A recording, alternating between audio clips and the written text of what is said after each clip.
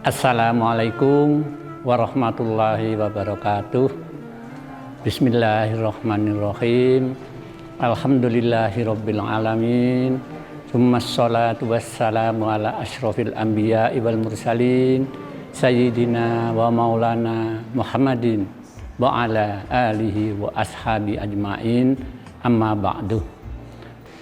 Para pemirsa televisi, khususnya Batu TV, pertama, saya sampaikan selamat menjalankan ibadah pada bulan suci Ramadan.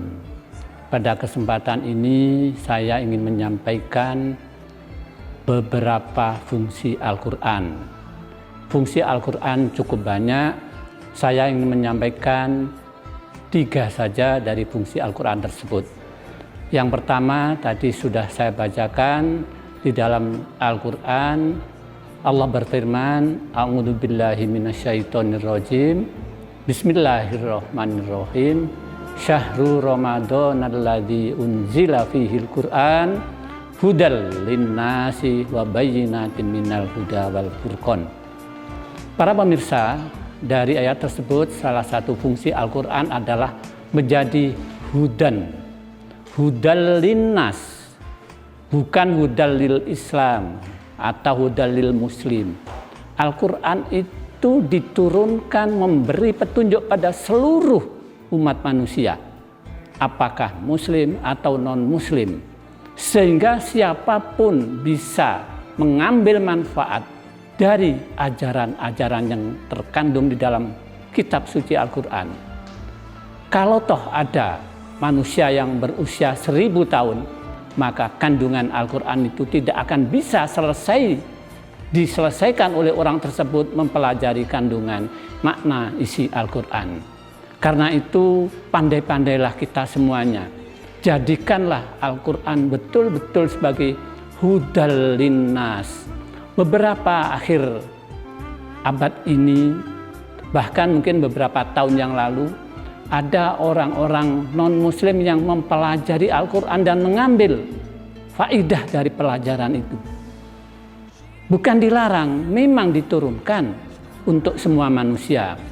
Apalagi kita sebagai umat muslim, kalau toh tadi saya sebut bahwa Al-Quran adalah petunjuk, mari kita jadikan di dalam kehidupan kita, pergaulan kita, di dalam kita bekerja, jangan sampai kita lupa, apalagi meninggalkan Al-Quran. Manakala kita berpegang teguh bahwa Al-Quran sebagai petunjuk, maka insya Allah pekerjaan kita, apa yang kita lakukan, akan dicatat sebagai amal ibadah di sisi Allah Subhanahu wa Ta'ala. Itu yang pertama. Yang kedua, bahwa Al-Quran itu diturunkan dan sekaligus dijaga kemurniannya, keasliannya. Tadi sempat saya bacakan ayat suci Al-Quran, Inna nahnu nazzalna dzikra wa inna lahu lahafidun. Sesungguhnya Allah, kami Allah, menurunkan az-dzikra, sebutan dari Al-Quran. Ada yang menyebut di ayat suci Al-Quran itu dengan az-dzikra. Jadi Allah menurunkan Al-Quran sekaligus wa inna lahu lahafidun, dan Allah akan menjaga kesucian, kemurnian Al-Quran. Mulai pertama diturunkan sampai kapanpun tidak akan ada manusia yang mampu merubah. Bahkan satu huruf, satu ayat dari Al-Quran tidak akan pernah ada yang bisa merubah.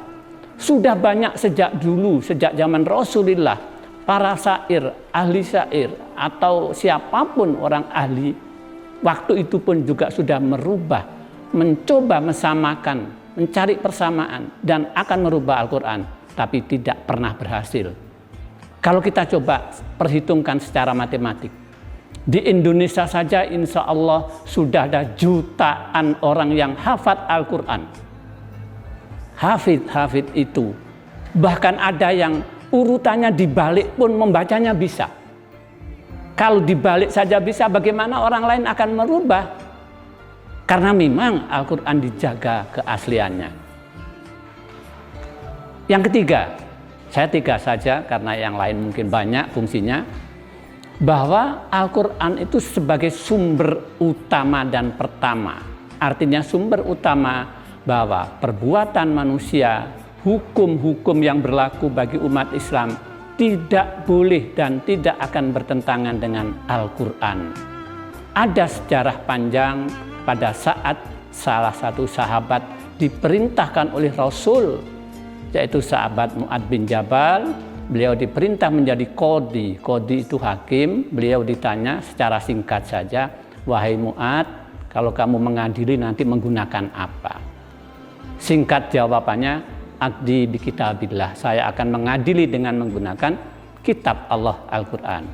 Kalau di kitabillah sudah tidak ada yang secara persis dengan perkaramu, kamu mengadili dengan apa? Jawabnya, "Aqdi bi sunnati Rasulillah." Saya akan jawab mengatasi masalah dengan sunnah Rasul atau al-hadis. Kalau tidak ketemu lagi di al-hadis, maka kamu akan memutuskan perkara itu dengan apa? Ajtahidu ra'yi. Saya akan menggunakan ijtihad saya berdasarkan Quran dan hadis.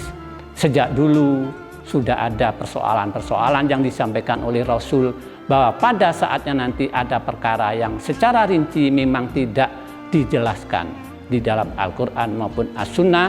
Karena itu mari kita semuanya mengikuti pendapat-pendapat para ahli, para mujtahid, sehingga kita tidak keliru, tidak bertanya pada orang yang tidak punya SIM-nya, sehingga apa yang kita lakukan sesuai dengan sunnah, sesuai dengan Al-Quran, dan sesuai dengan para mujtahid, para ulama. Terima kasih, itu yang bisa saya sampaikan. Mudah-mudahan bermanfaat bagi kita sekalian. Billahi taufiq wal hidayah wal inayah. Assalamualaikum warahmatullahi wabarakatuh.